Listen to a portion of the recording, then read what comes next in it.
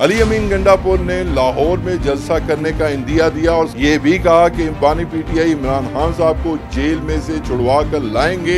हम तो सारे ही अगवा हैं पिछले 75 साल से। मैं ये समझता हूँ ना हमारे पास आइन है, ना हमारे पास कानून है, ना कोई उन लोगों को पूछने वाला है जो उठाते हैं। मरियम नवाज और नवाज शरीफ के ऊपर एक भी मुकदमा इमरान खान के दौर में नहीं। आज जिस जरदारी के साथ मिल के वो हुकूमत बना के बैठे हुए हैं, जिसका उन्होंने पेट फाड़ना था, ये उसने बनाया। हमें किसी डीसी से इजाज़त लेने की ज़रूरत भी नहीं है, जो मर्जी कर लें। हमने दफ़ा 804 लगाना है। अस्सलाम वालेकुम नाज़रीन, मैं हूं अहमद रियाज बलोच और आप देख रहे हैं AAM न्यूज़। नाज़रीन, गुज़िश्ता इतवार के रोज़ CM KPK अली अमीन गंडापुर ने लाहौर में जलसा करने का इंदिया दिया और साथ ही साथ ये भी कहा कि बानी पीटीआई इमरान खान साहब को जेल में से छुड़वा कर लाएंगे और जेल से कैसे निकलवाना है ये भी उन्हें आता है। और उसके बाद जो इस वक्त मौजूदा वफाकी हुकूमत है और पंजाब की हुकूमत है, उसकी जानिब से ये बातें सामने आ रही हैं कि ये दो सूबों को आपस में लड़वाने की एक साजिश है। उस सारी सूरत हाल पर हमारे साथ इस वक्त मौजूद हैं माहिर कानून हैं, सीनियर लॉयर हैं मलिक परवेज़ साहब। उनसे बात करेंगे इस हवाले से। सब बहुत शुक्रिया आपके कीमती वक्त का। फरमाइएगा कि ये एक तो आप इमरान खान साहब के भी केसेस देख रहे हैं, अली अमीन गंडापुर की भी मुबैना तौर पे पीछे हरासत सामने आई, मामलात कहाँ जा रहे हैं सर? मामलात हमारे जा कहीं नहीं रहे। जहाँ जनाह की एम्बुलेंस पंचर हुई थी ना, आज भी वहीं खड़े हैं हमारे यहाँ। दूसरा जो बात कर रहे हैं आप अली अमीन गंडापुर के हवाले से, अगवा तो यहाँ आप देखें, मेरे ख्याल में तो 75 साल की तारीख़ में हमने पाकिस्तान को अगवानिस्तान बना दी है। यहाँ हर आए रोज़ बंदा अगवा हो रहा था। ये कल की खबर है कि एक MNA की बेटी, बीवी और खाला को अगवा कर लिया गया, किस लिए कि वो फायज़ ईसा की एक्सटेंशन के लिए एक वोट दे दें। ये बलोच हैं हमारे। तो आप तो अगवा को रो रहे हैं अली अमीन गंडापुर के। हम तो सारे ही अगवा हैं पिछले 75 साल से। मैं ये समझता हूँ कि हम एक अगवानिस्तान में रह रहे हैं जहाँ तमाम अगवा हैं। ना हमारे पास आइन है, ना हमारे पास कानून है, ना कोई उन लोगों को पूछने वाला है जो उठाते हैं। अब देखें आज बलूचिस्तान में क्या हालात हैं। 23,000 लोग मावराए अदालत जो है वो अगवा हैं और वो रोडों पे हैं। यही हाल KPK का है और पिछले 2-3 साल से पंजाब का भी यही हाल है। तो वो अकेला वो अगवा नहीं हुआ, हम तमाम अगवा हुए। वो तो एक मिसाल बन गया ना कि वक्ती तौर पे हम सारे अगवा हुए हैं। अच्छा सर, ये फरमाइएगा कि ये जो सूरत हाल है, आप सीनियर लॉयर भी हैं, कानून की अमलदारी जो है वो बहुत ज़रूरी होती है किसी भी माशरे को ज़िंदा रहने के लिए। आपको लगता है कि कहीं ना कहीं अभी भी कोई उम्मीद बाकी है जिससे कोई कानून दोबारा ज़िंदा हो सकेगा? इस मुल्क में आइन की बालादस्ती और कानून की हुक्मरानी की जो आखिरी उम्मीद है ना, वो अडयाला जेल में है। तो सर माज़रत के साथ वो भी 3.5 साल में उनके मतलब कसीदे पढ़ते रहे, उनकी मतलब तारीफ़ों के पुल बांधते रहे, उस वक्त उन्हें ये कानून की हुक्मरानी क्यों नहीं याद आई? इमरान खान साहब ने नवाज शरीफ साहब को, मरियम नवाज शरीफ साहिबा को जब अंदर करवाया, उस वक्त कानून की हुक्मरानी कहाँ? देखें, आप अपनी तस्हीह कर लें, मरियम नवाज़ और नवाज़ शरीफ के ऊपर एक भी मुकदमा इमरान खान के दौर में नहीं बना। रास्ते तो सर उनके बात सुने ना, ये मुकदमात आज जिस जरदारी के साथ मिल के वो हुकूमत बना के बैठे हुए हैं, जिसका उन्होंने पेट फाड़ना था, ये उसने बनाए थे। इमरान खान ने सिर्फ इतना किया कि उसने इदारों को कहा कि आइन और कानून के मुताबिक अपना काम करें। पहले तो इनकी 10-10 साल गिरफ्तारियाँ नहीं होती थी, क्योंकि कभी बेनज़ीर तो नवाज शरीफ नहीं तो बेनज़ीर है। तो ये आपस में जो है हम गेम ही खेल रहे थे ना। आप देखना, इकट्ठे नहीं बैठे हुए, तीसरा साल है। वो नवाज शरीफ जिसने जरदारी की बेगम के बरहना तस्वीर फेंकी जहाज़ों से, इतनी बड़ी मुखालफत हो सकती है सियासत में? सर ये जो आज़मा बुहारी साहिबा का केस है वो भी तो तहरीक इंसाफ की किसी कारकुन ने किया ना? कौन सा? जो उनकी फेक वीडियो लीक करने। और नहीं सर, कमाल करते हैं ये। वो इसमें इस प्रोफेशन में पहला नंबर किसका है? मौजूदा चीफ मिनिस्टर का, मोहतरमा मरियम नवाज साहिबा का। वो खुलेआम TV चैनल के ऊपर प्रेस कॉन्फ्रेंस में कहती है कि मेरे पास तो बड़े बड़े जर्नलों और जजों की और सहाफ़ियों और सियासियों की वीडियोज़ हैं, मेरा तो मोबाइल भरा पड़ा है, वो तो आएंगी तो खौफ। मुझे बताएं कोई औरत, आप एक पाकिस्तानी मुआशरे में ये जो हमारा इस एरिया का कल्चर है, इसमें आप तसव्वुर कर सकते हैं कि कोई बहन, कोई बेटी, कोई माँ एक प्रेस कॉन्फ्रेंस करे और वो कहे कि मेरे पास तो बड़े बड़े लोगों की वीडियोज़ हैं और कई को वो इस्तेमाल कर भी चुके हों, जज अरशद आपके सामने है, तो मुझे बताएं कि उसकी एक नीचे कनीज़ जो है वो कहे कि मेरी वीडियो लीक हो गई है, उसको अपना घर चेक करना चाहिए। ऐन मुमकिन है कि उसके घर से हुई हो। आप देखें ना, एक चोर होता है ना मोहल्ले का, वो एक चोरी उसकी पकड़ी जाए ना तो वो पुलिस या मोहल्ले वाले ना उसको नोट कर लेते हैं। दोबारा जब भी मोहल्ले में चोरी होती है तो सबसे पहले पुलिस उसी चोर को उठाती है कि यार इसी ने ना की हो। तो उसे चाहिए कि बाकियों पे इल्ज़ाम लगाने की बजाय पहले अपना घर चेक करे कि ये ना हो कि उसको इस्तेमाल करने के लिए किसी ने उसकी वीडियो लीक की हो। सर, पुलिस के निज़ाम पर भी बात करते हैं, लेकिन बाजवा डॉक्ट्राइन बड़ी मशहूर रही उस दौर में। फवाद चौधरी साहब जो कि फेडरल मिनिस्टर थे, बाज़ाब्ता आके ऐलान करते रहे कि ये गिरफ़्तार होने जा रहा है, नैब इसे गिरफ़्तार करेगी। तो वो भी क्या प्लान नहीं था? देखें वज़ीर इत्तलात क्या होता है, मतलब कबल अज़ वक्त बताता रहे। देखें वो इदारे नीचे काम कर रहे होते हैं, रिपोर्ट्स आ रही होती है। आप सहाफ़ी 2-2 महीने पहले खबर ब्रेक कर देते हैं कि जी फ़ायज़ ईसा नहीं जाने वाला या जाने वाला है। आपको कौन पूछाता है, वो तो चलो वज़ीर होता है ना। बहुत से सहाफ़ी होते हैं, उनके लिंक्स होते हैं अपने मुख्तलिफ़ इदारों में, या किसी का FIA ने गिरफ़्तार करना है तो FIA में उसके लिंक्स होते हैं, तो उसको बता देते हैं कि यार इसका ये वारंट निकल गया। जैसे मैं ATC की प्रैक्टिस करता हूँ, मैं आज भी बता दूँ आपको कि किस किस का वारंट निकला, हालांकि उस बंदे को पता नहीं होता कि मेरा वारंट निकला है, क्योंकि हम रोज़ाना अदालत में होते हैं, रोज़ाना की बुनियाद के ऊपर हम केस देख रहे होते हैं। हमें पता होता है कि आज जज ने ये वारंट साइन किए हैं, या जो उस कोर्ट का अहलकार होता है, नायब कोर्ट जिसको कहते हैं, वो हमें बता देता है कि वकील साहब यार ये चेक कर लें, ये वारंट निकले हैं। वो हर बंदे का अपना एक सोर्स होता है जो कहीं बैठा होता है। आपको ये बताऊं कि जिस बंदे का आपने नाम लिया है, ऐसे किसी भी बंदे को अगर मेरा बस चले ना तो ना पहले कभी तहरीक इंसाफ ने होना चाहिए था, ना मुस्तकबिल में। ये हो गया, या वो पिंडी वाला एक वो छोड़ गया था फयाजुल हसन, ऐसे लोगों को किसी भी सियासी पार्टी में, या ये जो वार्डा है या मौजूदा हमारे वज़ीर दाखिला हैं, या इस तरह के जो लोग हैं ना, जिनके बारे में अभी वो क्या नाम है उसका साबका CM गिलगित ने जो कहा है, ये उसी तरह के लोग हैं। और वो मैं अल्फाज दोहराना नहीं चाहता।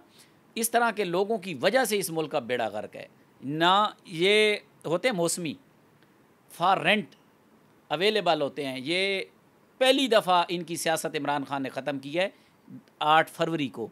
पहले तो यही जीत के आते थे, क्योंकि इनको हम कहते थे इलेक्टेबल्स, इन्हीं से मुल्क चलता था। पहली दफ़ा ये इनमें से एक भी नहीं जीता, इंक्लूडिंग जहांगीर खान तरीन। और हुआ क्या है कि 56 लोग वो असम्बली में गए जो पहले कभी काउंसलर भी नहीं बने थे। मैं खुद कैंडिडेट था 99 मियाँ वाली से, मैंने सिर्फ केसेस की वजह से अपनी टिकट छोड़ी। मुझे बताएं, मैं अगर अपनी ज़ात की आपको मिसाल पेश करूं तो मुझे अगले 100 साल भी नून लीग या पीपल पार्टी काउंसलर का टिकट ना देते, और मेरे जैसे बंदे के ऊपर अगर इमरान खान NA की या PP की टिकट का इन्हिसार कर रहा है तो उसने चेंज तो किया है लोगों को। सर, लेकिन 2018 में हाँ साहब बाज़ाब्ता तौर पर ये कह चुके हैं कि इलेक्टेबल्स मेरी मजबूरी हैं, मैंने गवर्नमेंट में आके अगर कुछ करना है तो मुझे इलेक्टेबल्स के साथ ही चलना पड़ेगा। सर उसकी मजबूरी थी। सना बुच्चा साहिबा के जी मैं आपको बताऊँ, मजबूरी थी क्योंकि सिस्टम उसी पे चल रहा था। देखें ना, इस सिस्टम को चेंज करने के लिए क्या करेंगे? मुरीख से तो वो बंदे ये फवाद चौधरी को मुरीख पे पैदा हुआ है, ये फयाजुल हसन चौहान या जहांगीर तरीन या ये जो आपका लैंड माफिया लाहौर का था, वो नाम उसका भूल जाता है मुझे, ये कहाँ से थे? मुरीख पे तो नहीं रहते, हमारे साथ रहते हैं, इंसान हैं। जब आप इन्हीं के ऊपर इन्हिसार किया उसने, ये सबसे पहले प्रेस कॉन्फ्रेंस करके दौड़ गए। उसके बाद लोग कहते थे जहांगीर तरीन चला रहा है जी, फलां चला रहा है इमरान खान को। इमरान खान ने 8 फरवरी को जेल में बैठ के इलेक्शन लड़ा। 13 पार्टियां एक साइड पे थी, सुप्रीम कोर्ट उनके पीछे खड़ी थी, एस्टेब्लिशमेंट उनके पीछे खुल के खड़ी थी। हमारा झंडा लगाने की हमें इजाज़त नहीं थी, हत्ता कि हमें अपना निशान भी हमसे ले लिया गया। उसके बावजूद उसने इनको शिकस्त दी है। सिस्टम को ठीक कैसे करेंगे आप? सिस्टम में इन होंगे। मुझे बताएं कि ये यहाँ एक गंदा जोड़ है पानी का, उसको अगर आपने बाहर निकालना है तो क्या करेंगे? सर इसमें तो निकालने के लिए कुछ ना कुछ करेंगे तो वो निकलेगा ना। अपने पाँव गंदे करेंगे, हाथ गंदे करेंगे, लेकिन एक दिन आएगा कि वो जोहड़ जो है वो साफ़ हो जाएगा। ये जोहड़ कम अज़ कम सियासी लेवल पे मैं समझता हूँ कि साफ़ हो चुका है। अभी भी बहुत से लोग हैं जिनको जाना चाहिए मेरे नज़दीक, और इंशाल्लाह वो खान साहब के निकलने के बाद चले जाएंगे। बिल्कुल सर, आप सही कह रहे हैं, लेकिन मैं इस बात की भी बिल्कुल मानता हूँ इस चीज़ को कि जो 8 फरवरी के इलेक्शन से उस दौरानिए में रियासत की तरफ से बहुत ज़्यादा दबाव भी था। लेकिन ये बताइएगा, आपने फैसल वाउडा साहब का जिक्र किया, उन्होंने कहा कि जो अरशद जो सहाफ़ी हैं उनके कत्ल के पीछे खान साहब मुलव्वस थे? क्या उनकी स्टेटमेंट्स जब से वो पार्टी छोड़ के गए हैं, क्या समझ रहे हैं उनकी स्टेटमेंट्स को, कैसे देख रहे हैं? देखें, फैसल वाडा इस काबिल ही नहीं है कि उसकी किसी स्टेटमेंट या उसकी शख्सियत को डिस्कस किया जाए। फैसल वाडा क्या था? ये खान साहब की वजह से उनको वोट मिले। उसके बाद अब जो वो सेनेटर बना है, पिछले दिनों एक बहुत बड़े एंकर के प्रोग्राम का वो क्लिप भी बड़ा फेमस है। उसने कहा जी आप कौन सी पार्टी के सेनेटर हैं? उसे सिर्फ ये पूछने का आपको सेनेटर किसने बनाया या किसके वोटों से सेनेटर बने, तो ऐसे बंदे क्रेडिबल नहीं हैं। वो मैं कहता हूँ कि वाडा जैसा बंदा, वो एक सहाफ़ी था आपका, मैं कभी उससे मिला नहीं, वो लड़का जिसका आप नाम ले रहे हैं अरशद, लेकिन मैं समझता हूँ कि जितना वो क्रेडिबल था ना, वाडा जैसे बंदे उसके जूते के भी बराबर नहीं है। अच्छा सर, ये बताइएगा, आप तहरीक इंसाफ समेत खान साहब के केसेस देख रहे हैं, 9 मई के हवाले से भी दीगर केसेस भी देख रहे हैं, तो बताइएगा कि क्या इम्कानात क्या हैं? क्या मुस्तकबिल करीब में खान साहब को बाहर आते देख रहे हैं, या जो लतीफ़ खोसा साहब हैं उनकी तरह आप भी कोई प्रेडिक्शन करेंगे 1 माह 1.5 माह की? देखिए, खान साहब के केसेस तकरीबन ख़त्म है। ये 9 मई वाले हैं, 16 को उनका फ़ैसला है। वो केसेस 12 हैं, वो उनका ऑलरेडी हाई कोर्ट फ़ैसला कर चुकी है कि कोई एविडेंस मौजूद नहीं, वो ज़मानत हो जाएगी। वो जो 3 केसेस थे, वो आपको पता है कि फ़ायज़ ईसा साहब ने पूरे टब्बर को फैसिलिटेट किया है कि आप अंदाज़ा करें कि 50 करोड़ की जो चोरी है या करप्शन है, वो पाकिस्तान में करप्शन नहीं होगी। ये वो मुल्क है जो ला इलाहा इल्लल्लाह मोहम्मद रसूलुल्लाह के नाम पे बना, और ला इलाहा इल्लल्लाह मोहम्मद रसूलुल्लाह का जो पैगाम पहुँचाने वाले आखिरी पैगंबर थे, उसने ये फरमाया कि अगर मेरी बेटी फ़ातिमा भी चोरी करती पकड़ी जाए तो उसके हाथ काट दो। उसके कलमे के नाम के ऊपर बनने वाले मुल्क का काजी, मैं शर्म आती है मुझे उसको काजी कहते, उसने नाम के साथ लिखा हुआ है। वो लोगों को कहता है कि तुमने चीमा क्यों लिखा हुआ है और जट क्यों लिखा हुआ है, उससे ये पूछना चाहिए कि तुमने नाम के साथ काजी क्यों लिखा हुआ है। पूछा था लतीफ़ खोसा साहब। ऐसा बदबख्त आदमी हमारी तारीख़ में जस्टिस मुनीर के बाद ये वो जज है कि शायद इसकी कब्र के ऊपर भी लोग थूकेंगे कि 50 करोड़ रुपया, यार एक गरीब आदमी जो जिस मुल्क में डेली वेजेस वाले की 25,000 तनख्वाह है, वहाँ उसने कानून पास कर दिया कि 50 करोड़ तक करप्शन के ऊपर कोई केस नहीं होगा।